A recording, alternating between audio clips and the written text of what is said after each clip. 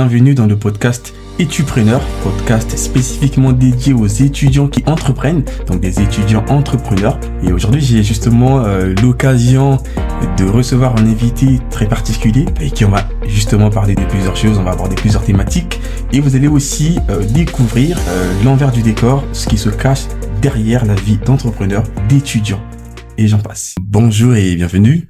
Bonjour. Écoute, c'est pour moi un très grand plaisir de te recevoir. Je sais que ça fait très longtemps qu'on en parle justement de faire ce podcast, cet épisode ensemble et d'aborder justement ces thématiques assez particulières, cette vie d'étudiant et d'entrepreneur. Déjà, moi, je vais rentrer directement dans le vif du sujet. Toi, dans un premier temps, comment tu peux te présenter auprès de toutes ces personnes qui nous suivent et qui nous écoutent aussi, mais qui ne te connaissent pas encore? Bah déjà, écoute, c'est vrai que ça faisait longtemps qu'on en parlait, donc merci beaucoup de me recevoir. Ça me fait plaisir que t'aies pensé à moi dès le début de cette aventure, donc très très cool. Moi, pour me présenter assez simplement, Nelson, j'ai fait un parcours assez littéraire où je faisais un bac littéraire au lycée et j'ai pris une option droit parce que j'avais déjà un petit peu cette notion, comme je voulais faire du droit, je voulais faire de la science politique derrière. Je l'étais passionné depuis tout jeune d'économie, de finance et de politique et je suis parti faire des études d'une licence de droit option sciences politiques à l'université de Versailles 50 ans en Yvelines et finalement je me suis immiscé de plus en plus dans les milieux politiques de manière très concrète et j'ai compris une chose par contre, c'est que il y a deux solutions. C'est soit tu fais de la politique, soit tu vis de la politique. D'accord. Mais si tu décides de vivre de la politique, t'es pas libre d'agir de la manière que tu le souhaites. Et vu que moi je voulais pas en vivre et que c'était pas une obsession pour moi d'en faire à court terme, j'ai préféré me donner les chances de pouvoir en faire plus tard. Et c'est pour ça que j'ai bifurqué vers des enjeux beaucoup plus business et pour notre passion qui était plutôt la finance, l'investissement, la bourse, etc. Et je me suis passionné à ce moment-là aussi beaucoup pour les cryptos et donc ça fait maintenant 5-6 ans que je me passionne pour les cryptos. Donc je suis parti en école de commerce, j'ai fait deux ans d'alternance dans un cabinet de gestion de patrimoine spécialisé dans la crypto et maintenant je fais de la relation investisseur dans le private equity immobilier et en financement participatif immobilier parce que j'ai des projets dans le financement participatif juste derrière, on va en parler, mais surtout aussi parce que la crypto c'est de l'investissement très risqué mais qui plaît beaucoup aux jeunes générations, etc. Alors que l'immobilier c'est l'investissement le plus populaire auprès de tout le monde et surtout auprès des personnes âgées. Donc ça me permettait vraiment de compléter l'autre versant. En tout cas, on a une vision assez globale de ton parcours, de ce qui t'anime également. Alors moi, ce que j'aimerais déjà savoir de prime abord, c'est à partir de quel moment, toi, tu as eu ce déclic-là de te tourner vers l'entrepreneuriat? Et c'est une excellente question, mais j'irai même plus loin que ça parce que l'entrepreneuriat, c'est pas comme je choisis un métier et tiens, j'ai envie de faire ce métier-là parce que soit les conditions de travail elles me plaisent, le salaire il est bien et c'est comme ça que ça se passe. C'est être entrepreneur, c'est vraiment un choix de vie et c'est un choix qui est pas facile. C'est un sacrifice de devenir entrepreneur. Et donc pour moi, c'est plutôt une vision de la vie qu'on a et il y a des personnes qui le sont parce qu'elles sont prêtes à prendre les risques, à sortir de leur zone de confort, etc. Et il y a d'autres personnes qui sont pas forcément adaptées à ça ou qui sont pas encore préparées à le devenir. Moi, ma vision de la vie, en fait, c'est que comme je te disais, à partir de mes 11 ans, j'ai commencé à me passionner par la politique, par la finance, par l'économie, etc. Et tout simplement aux infos, en regardant BFM Business à l'époque, et les équivalents. Et moi, ma vision de la vie, c'est de me dire, on n'a qu'une seule vie. En tout cas, jusqu'à preuve du contraire, on n'a qu'une seule vie sur Terre. Qu'est-ce que on va en faire si c'est pas quelque chose de grand? D'accord. Donc, moi, je préfère avoir un 0,1% de chance de faire quelque chose de grand et beaucoup de chance de ne rien faire que d'avoir 100% de chance de pas faire grand chose de ma vie. Donc c'est clairement ma vision. Okay. Donc à partir du moment où j'ai envie d'impacter le monde, de changer le monde d'une manière positive, il faut que j'entreprenne, il faut que je mette en place ces actions qui sont nécessaires pour y arriver et il y a encore beaucoup de travail évidemment. Et évidemment. Et alors, revenons un peu sur ce que tu disais, parce que effectivement, tu parlais de ton parcours et de ton parcours, tu nous faisais comprendre que tu as commencé dans le droit. Mais alors, pourquoi ce changement de direction? Est-ce que ça ne t'a pas désorienté d'une certaine manière parce que tu as quitté le droit, t'es parti dans le commerce? Est-ce que ça, justement, ça n'a pas causé une très grande problématique quant à ton évolution et aussi à ton épanouissement sur le plan professionnel? Alors ça a forcément toujours des impacts à court terme, des impacts vraiment assez maîtrisés, surtout lorsqu'on regarde en arrière et qu'on se dit ah bah tiens, qu'est-ce que je serais devenu si j'étais resté là-dedans? Bon, bah, si j'étais resté là-dedans, je serais devenu collaborateur politique. J'aurais pas vraiment fait de la politique parce que j'aurais travaillé pour quelqu'un qui aurait pas eu exactement les mêmes idées que moi. J'aurais dû travailler pour des idées, et je me serais trahi au quotidien, et j'aurais trahi mes propres idées au quotidien, et le jour où j'aurais vraiment voulu faire de la politique, on m'aurait dit ah oui mais vous avez travaillé pour telle personne, vous avez aidé telle chose ou telle chose à être mise en place, et là on t'aurait complètement cramé. Ça c'est aussi pourquoi, c'est parce que tu viens pas forcément du milieu qu'il faut pour faire de la politique en toute sécurité entre guillemets. Et c'est bien d'en avoir conscience jeune, et je suis content d'avoir eu cette conscience là à ce moment-là.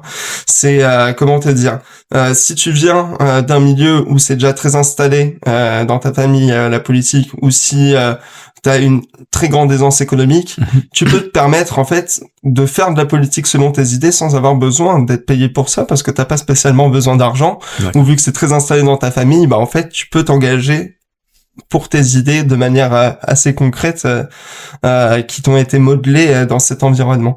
Mais c'est pas mon cas, donc forcément ça a des impacts à court terme. Faut recommencer en deuxième année en école de commerce. Voilà, il y a des petites conséquences comme ça. Mais à la fois je suis plus épanoui dans ce que je fais actuellement. J'ai beaucoup plus la place pour mes projets personnels, et je vais gagner un meilleur salaire aussi. Donc c'est une très bonne motivation en tout cas. Je pense que ça va parler un petit peu à l'auditoire. C'est pas un objectif en soi, mais c'est aussi ce qui permet d'alimenter le moteur pour faire avancer ses propres projets personnels, et donc absolument aucun regret. On parlera de tes projets personnels juste après. Par contre, moi, ce que j'ai envie de comprendre également et même de savoir, c'est est-ce que c'est pas compliqué pour toi d'alterner entre toutes ces vies? C'est-à-dire qu'en fait, t'as déjà une vie pro parce que t'es en alternance. On va un peu expliquer aussi le concept de l'alternance, en quoi ça consiste. Mais en dehors de ça, tu as aussi ta vie d'étudiant et à côté, t'as tes projets personnels. Comment t'arrives à gérer tout ça? Encore une fois, entreprendre, c'est un sacrifice. C'est pas une zone de confort. C'est pas je me lance et c'est super, ça marche bien tout de suite, ça me prend pas beaucoup de temps et ça me rapporte beaucoup d'argent. Ça marche pas comme ça. Donc non, c'est un sacrifice. Et donc comment je fais? Eh ben je fais moins de ce que font les autres. Donc peut-être que les autres parce que j'ai toujours autant de temps qu'eux dans une journée. Donc si je le fais, c'est que théoriquement ils ont le temps de le faire à situation égale, parce que les situations peuvent changer aussi, mais à situation égale ils ont la capacité de le faire également, et c'est juste que moi je vais consacrer beaucoup de mon temps là-dessus. Toutes les personnes que je vais rencontrer, que je vais fréquenter, elles sont souvent, j'ai encore évidemment une base d'amis qui est complètement coupée de tout ça, et je trouve que c'est quelque chose de super positif de pouvoir s'extirper des milieux dans lesquels on évolue de temps en temps, et d'avoir un petit peu notre espace de tranquillité à nous. Mais sinon la majorité des personnes que je fréquente, et je m'entends, et heureusement évidemment super bien avec eux, et certains deviennent des amis, etc. Mais c'est des personnes qui finalement m'aident à avancer, sont dans les milieux dans lesquels j'évolue, qui vont soit avoir besoin de moi à un moment, soit c'est moi qui vais avoir besoin d'eux à un autre moment, et je pense que pour réussir il faut brasser beaucoup de monde. Et donc c'est pour ça qu'il faut sortir, il faut participer à des événements, il faut vraiment s'impliquer dans un maximum d'initiatives, parce que c'est ce qui va permettre de te faire un maximum de rencontres, et tu vas être enfin les gens vont toujours avoir besoin de toi à un moment, et le fait que tu puisses être là pour eux à ce moment-là, et ça va te permettre de débloquer des choses dans la vie. Alors il y a toujours des personnes ingrates qui te donneront rien en retour, et j'en ai croisé sans doute plus qui m'ont jamais rien redonné en retour que celles qui m'ont donné. J'ai beaucoup travaillé gratuit. Peut-être que j'ai pas gagné beaucoup si on regarde combien j'ai gagné de l'heure sur tout le temps que j'y ai passé depuis que j'ai 15-16 ans.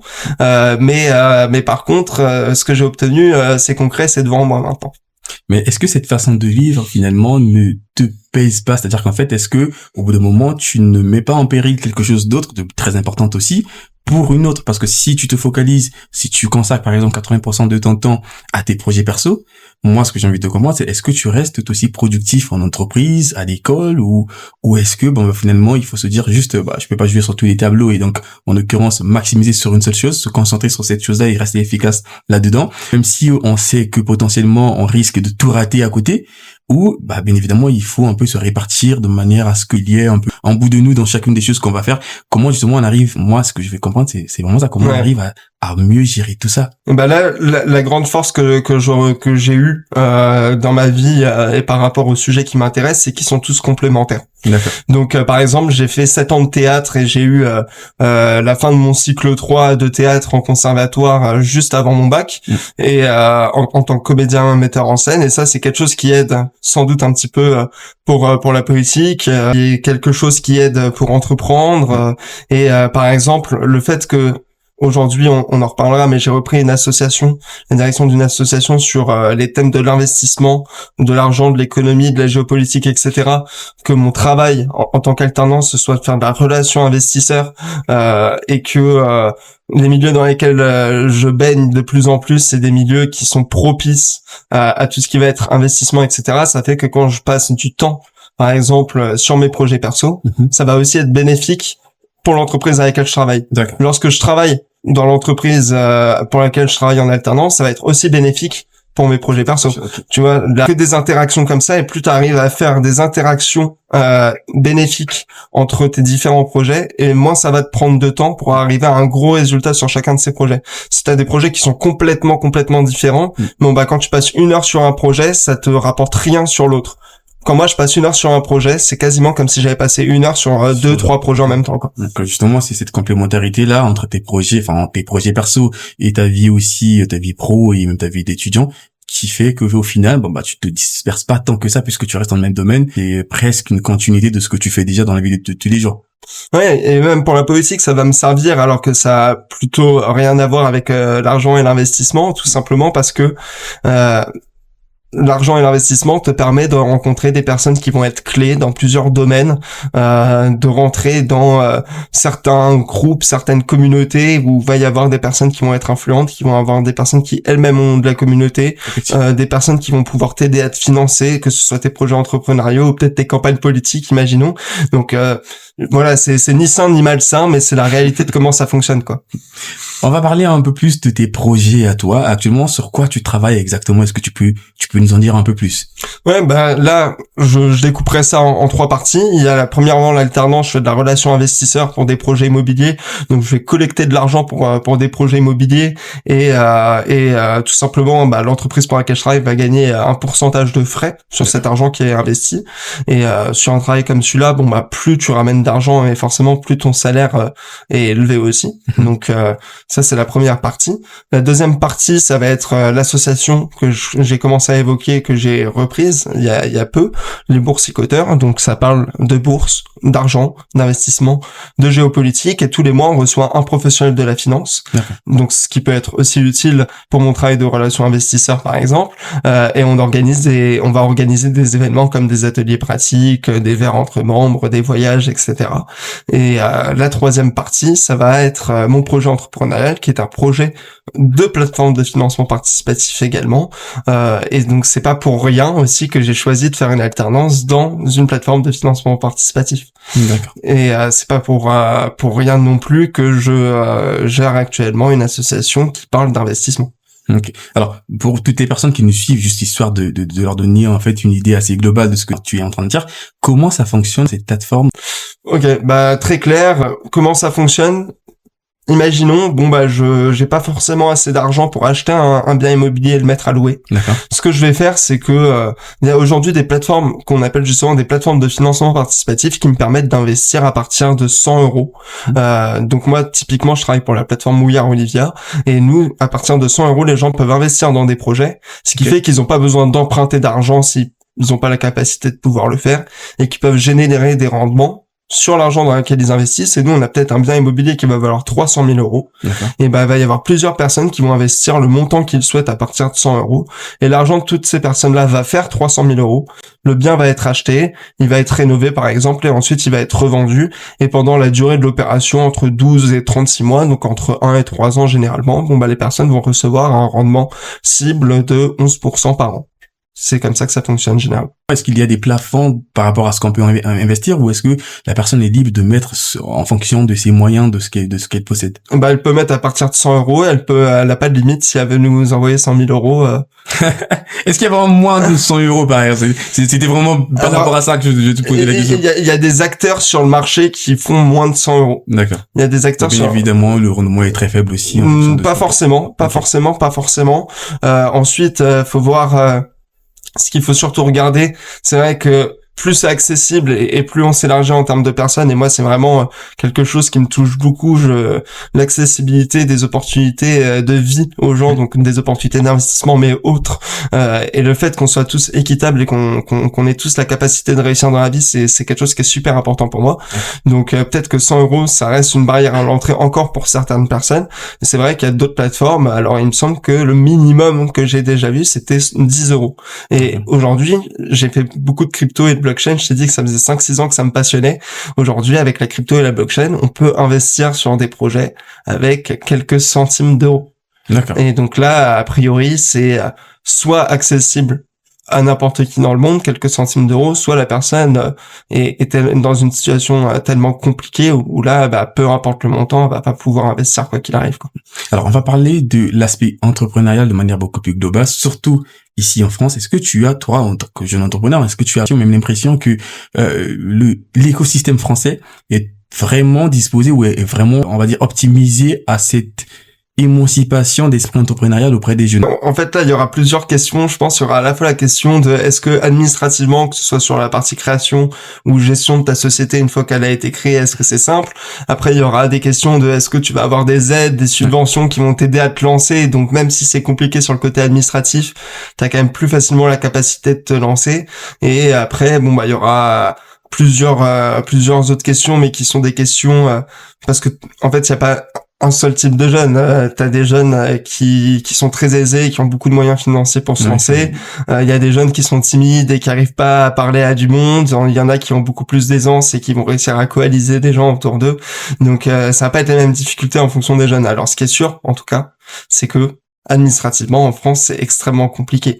Que ce soit sur la rédaction des statuts, encore une fois ça dépend du type d'activité. Pour être indépendant ça reste relativement simple. Ça a été assez bien pensé sur tout ce qui va être entreprise individuelle, etc.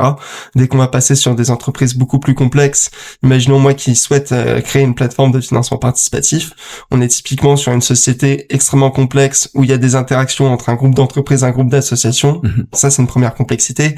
Où il y a une question de gouvernance qui est très complexe parce que moi je veux décentraliser l'actionnariat tout en gardant la direction de la société. Donc là il y a énormément de questions et c'est des milliers, des dizaines de milliers d'euros de frais d'avocat que ça représente finalement à la fin, et c'est ce qui fait que ça va être compliqué pour un jeune.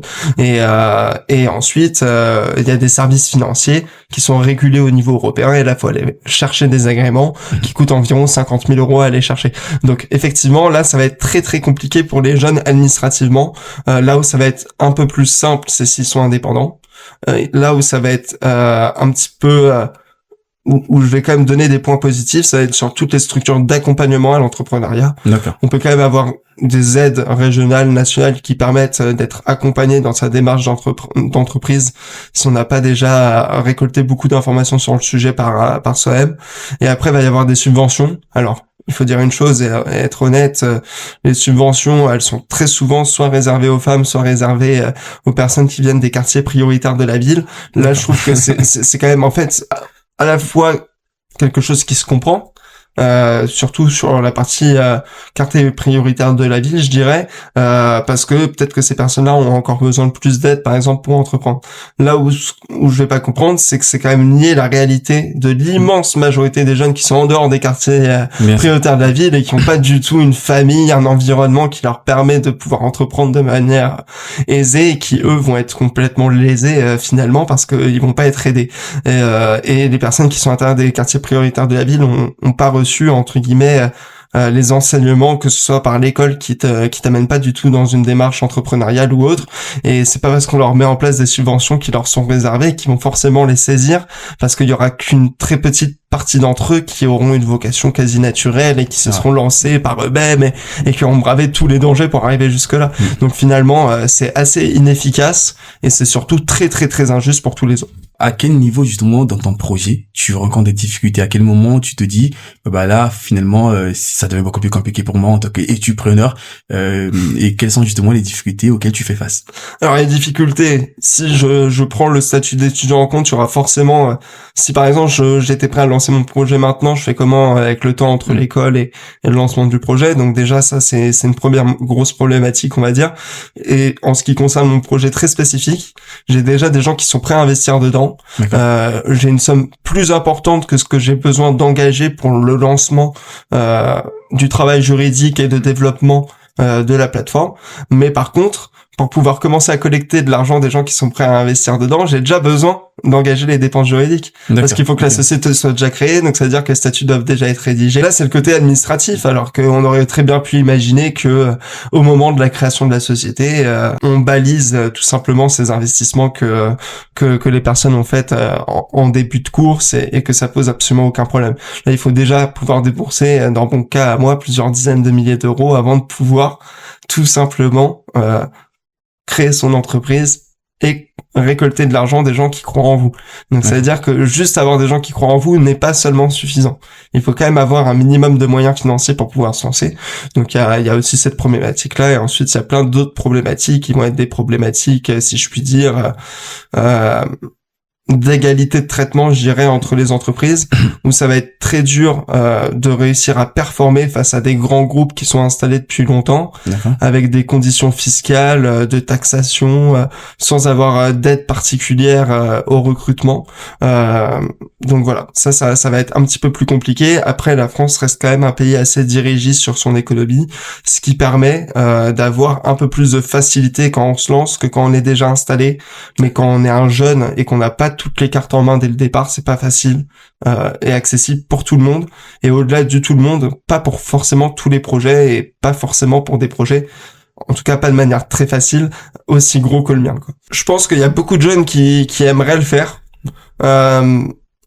Je pense que par contre, on a un gros problème aujourd'hui de vocation. D'accord. Comme je te disais, je préfère avoir très peu de chances de faire quelque chose de grand dans la vie, mais avoir quand même une chance de faire quelque chose de grand dans la vie, que d'être sûr de pas faire grand chose. Et les jeunes, ils ont envie de faire aussi des grandes choses, mais ils arrivent pas à avoir des repères. On est dans une société qui est aujourd'hui un petit peu sans repères, et ils ont du mal à se passionner pour des sujets, on va dire, pertinents, des sujets de société, pour pouvoir entreprendre et transformer la société. Et c'est comme ça qu'on crée de la valeur, et donc c'est comme ça que tu vas te faire payer à la fin. C'est parce que tu apportes de la valeur ajoutée à la société, et donc ils arrivent pas à apercevoir dans les centres d'intérêt vraiment très divertissants vers lesquels ils sont tournés, et on les a tournés ces dernières décennies. Ils ont beaucoup de mal à saisir les sujets qui vont pouvoir les aider à transformer le monde et l'amener vers du meilleur, et donc de réussir à vivre d'une activité qui pourrait lancer. Donc c'est très bien d'avoir la volonté d'entreprendre. Il faut savoir dans quoi. Et là, je vais introduire la notion du cercle d'or de Simon Sinek, qui est un des TEDx les plus populaires de l'histoire, surtout des TEDx business. Le cercle d'or de Simon Sinek, c'est les gens, ils veulent pas savoir ce que vous faites, ils veulent savoir pourquoi vous le faites. D'accord. Et à défaut aussi, comment vous le faites. C'est intéressant de savoir comment vous le faites, mais avant tout, pourquoi vous le faites. Donc il faut commencer par pourquoi je veux faire quelque chose, ensuite comment je vais m'y prendre pour le faire, et à la fin finir sur la question de qu'est-ce que je fais concrètement, quoi. On va aller directement sur le comment justement le faire. On a parlé de la volonté, ils ont la volonté, mais par contre c'est beaucoup plus sur le comment que la grande question se pose. Est-ce que justement les jeunes ne sont pas mal renseignés par rapport à tout ça? Est-ce qu'on ne manque pas peut-être de repères sur cet aspect entrepreneurial, une structure qui pourrait faire que les jeunes soient beaucoup plus intéressés, aussi beaucoup plus, alors j'ai envie de te dire, beaucoup plus centrés sur leur vision et sur comment ils vont faire en sorte que cette vision-là se concrétise? Mais là, on va revenir à la question du divertissement, et en fait, le fait qu'aujourd'hui, toutes les questions, y compris les questions de business, d'investissement ou autres, elles aient été accaparées par le divertissement. Alors, c'est pas un mal en soi, parce que ce contenu performe, les gens qui le font ont entre guillemets raison de le faire parce que ça marche, mais ça donne pas forcément, vu qu'on est vraiment sur le côté divertissement, on essaye de faire rapidement, de simplifier les choses qui en fait sont beaucoup plus complexes que ce qu'elles en ont l'air, et ça donne pas les bonnes cartes en main aux jeunes, et finalement eux-mêmes, ça les pousse pas à l'action. D'accord. Donc, premièrement, ils passent pas à l'action, et s'ils passent à l'action, ils font pas les bonnes choses parce qu'ils ont cru que c'était simple, alors qu'en fait la vie c'est compliqué. Et du coup ça va les écarter du chemin entrepreneurial, et ça va pas les amener vers déjà la réussite de leur première expérience, et encore moins vers la réussite des suivantes, parce qu'ils vont peut-être même s'en éloigner et pas réessayer par la suite. Donc il faut accepter d'ingurgiter du contenu long. Il faut accepter de comprendre que les solutions pour y arriver, elles sont pas faciles, qu'il va falloir envoyer des milliers de messages, qu'il va falloir se prendre des milliers de portes, qu'il va falloir aller, je parlais que c'était super important tout à l'heure de brasser du monde, d'aller à un maximum d'événements, de s'impliquer dans un maximum d'initiatives. Donc ça prend du temps, c'est embêtant. Il faut accepter de sortir du milieu social dans lequel on a l'habitude d'être, si on n'est pas du milieu social pertinent par rapport à ce qu'on vise et l'objectif de ce qu'on a envie de transformer. Donc voilà, c'est encore une fois, c'est pas confortable d'être entrepreneur, c'est pas la villa, c'est pas la voiture sur YouTube. On peut sur YouTube et tout ça. Non mais ça peut l'être. Et moi je le souhaite à tous ceux qui nous écoutent, et je te le souhaite à toi, je le souhaite à moi. On n'y est pas encore, mais on se le souhaite évidemment. Mais il y a du chemin avant, et ce chemin il faut souffrir. Pour moi, voilà, ça c'est vraiment une manière par laquelle j'aime beaucoup définir qu'est-ce que c'est l'argent. Parce que on entreprend, on génère de l'argent. Pourquoi? Parce qu'on apporte de la valeur ajoutée. Mais finalement, qu'est-ce que c'est l'argent? L'argent, c'est de la sueur, du sang et des larmes. D'accord. Voilà. Pour que l'argent, pour qu'il y ait de la valeur ajoutée qui se crée, donc faut qu'il y ait de la force de travail qui soit déployée, faut qu'il y ait des gens qui prennent du risque en investissant leur argent et potentiellement en prenant le risque de tout perdre. Et donc ceux qui font de la force de travail, c'est de la sueur, voilà, faut travailler, c'est compliqué, c'est pas facile, et on n'a pas forcément envie d'y aller tous les matins. Pourquoi du sang? Parce que l'histoire de l'homme et du monde, c'est des guerres, c'est de l'exploitation. Aujourd'hui, quand on donne un SMIC à quelqu'un et qu'il a juste de quoi manger, donc juste se nourrir et se loger, et encore dans des mauvaises conditions, on n'est pas en train d'amener l'être humain vers l'accomplissement de sa propre personne.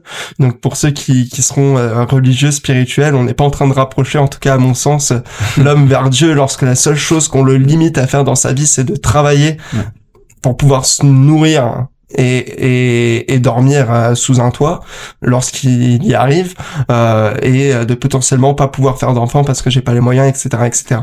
Donc voilà, c'est à la fois de la sueur, c'est à la fois du sang, et c'est à la fois des larmes, parce que il y a des accidents de travail, c'est de la souffrance aussi, le travail. Alors déjà, au vu de ce que tu dis, on se rend compte à quel point c'est compliqué, on le savait déjà, mais là on voit encore beaucoup plus à quel point ça peut être très très très compliqué d'entreprendre tout en étant étudiant. Moi, la question que j'ai envie de te poser, c'est pourquoi pas plus tard? Est-ce que tu penses que c'est le bon moment de se lancer alors qu'on est encore étudiant et qu'on a énormément d'obligations à côté?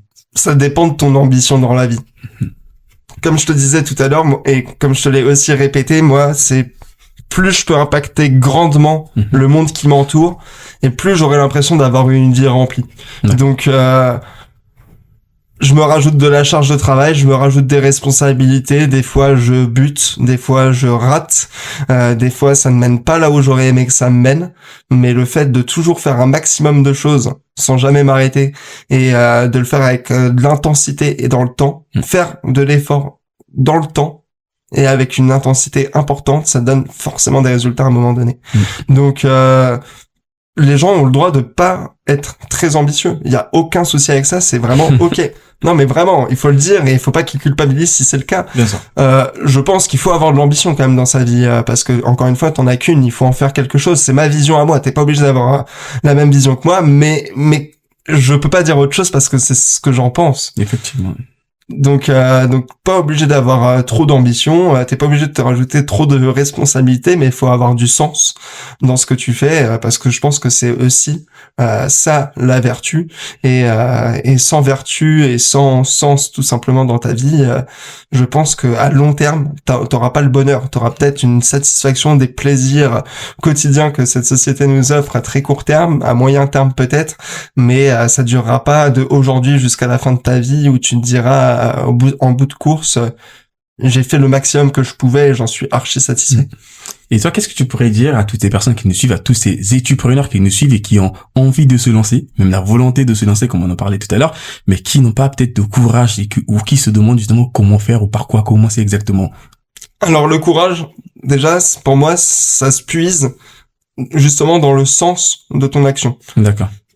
Si t'as pas assez de courage aujourd'hui, c'est que t'as pas trouvé le bon combat dans ta vie. C'est que peut-être t'as envie d'entreprendre, c'est peut-être même fait pour toi, c'est peut-être ton caractère et c'est pour ça que ça t'a donné envie, mais t'as pas encore trouvé le sujet sur lequel faut que t'entreprennes. Ok. Et que t'entreprennes de manière sociale via une association ou autre, ou que t'entreprennes de manière entrepreneuriale, très très clairement économiquement, avec une société. Mais peu importe le sujet et peu importe la forme que ça va prendre ton engagement dans la vie, et d'ailleurs même si c'est un travail classique, même avec ça, il faut trouver du sens dans ce que tu fais pour avoir la motivation de le faire.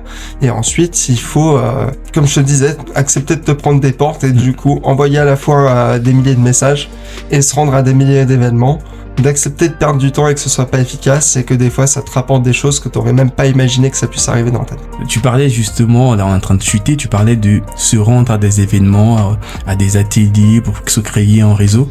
Toi et moi, on en parlait encore, on voyait justement le contact le plus puissant, en quelque sorte, économiquement, que tu avais. Comment on arrive à pêcher de si grands poissons? Est-ce que tu peux donner un secret à tous ces étudiants-là sur comment on arrive à identifier des décideurs, à faire en sorte qu'ils adhèrent à notre vision des choses pour ensuite pouvoir potentiellement rentabiliser ce contact? Des personnes clés, t'as plusieurs manières. Soit tu travailles pour eux, t'es bon et ils te respectent et tu leur proposes un plan qui est intelligent et où ils se disent qu'ils ont quelque chose à gagner et donc là t'as bien débarré ta situation. Soit tu vas à des événements où eux aussi ils vont et donc là tu les rencontres, tu leur parles d'eux et t'es quelqu'un d'intéressant parce que tu t'intéresses à des choses intéressantes et que tu te motives et tu fais ce qu'il faut dans la vie pour essayer d'avancer. Et donc là tu vas un petit peu les impressionner, surtout si t'es jeune, etc. Et t'as peut-être une chance de faire quelque chose avec eux. Et encore une fois, tu te prends des milliers de portes et sur 1000 personnes, t'as toujours quelqu'un que tu vas réussir à accrocher. Ça fait 0,1% des gens que t'arrives à accrocher. C'est dur d'avoir pris 999 portes derrière, mais écoute, si t'as que ça et que t'as pas les cartes en main de base, comme moi j'avais pas en tout cas les cartes en main de base, il y a que ça comme solution. Donc t'y vas, tu serres les dents, et c'est parce que justement t'as trouvé le pourquoi, que ça a un sens qui est important pour toi, que tu vas accepter de serrer les dents et d'avancer pendant assez longtemps jusqu'à que tu réussisses. Merci beaucoup à toi Nelson. En tout cas, un tout petit exercice de la fin. Quel peut être ton mot de la fin à toutes ces personnes qui nous ont suivis et écoutés jusqu'ici? Et en tout cas, moi, merci beaucoup d'avoir écouté, surtout jusqu'ici. Ça m'a fait beaucoup plaisir d'échanger avec Christ et de l'aider dans le lancement de ce podcast, à vous proposer ce contenu sur l'entrepreneuriat. Forcément, je vous conseille son contenu parce qu'il fait du contenu extrêmement inspirant sur le sujet. Et si vous voulez vous intéresser à des sujets comme la finance et l'investissement parce que vous voulez entreprendre dans le sujet ou parce que c'est complémentaire à votre activité d'entrepreneur, vous pouvez vous intéresser au Boursicoteur où on va vous proposer du contenu et tout simplement des ateliers, des événements avec des professionnels de la finance. Et là aussi, vous pourrez identifier des décideurs pertinents pour vous. Exactement. Et on ne va pas oublier de mettre des liens qu'il faut pour que les personnes puissent facilement rentrer en contact avec vous. Bien évidemment, des personnes aussi qui sont intéressées par ces sujets-là ou qui souhaiteraient aussi se lancer là-dedans. Ça, c'est toujours très intéressant. En tout cas, merci beaucoup à vous de nous avoir suivis, d'avoir suivi ce format, que ce soit en format audiovisuel sur toutes les plateformes de pad ou sur Spotify en version audio. Et j'espère que vous serez encore tout aussi nombreux à nous suivre la prochaine fois. Merci et à très bientôt. Merci à vous.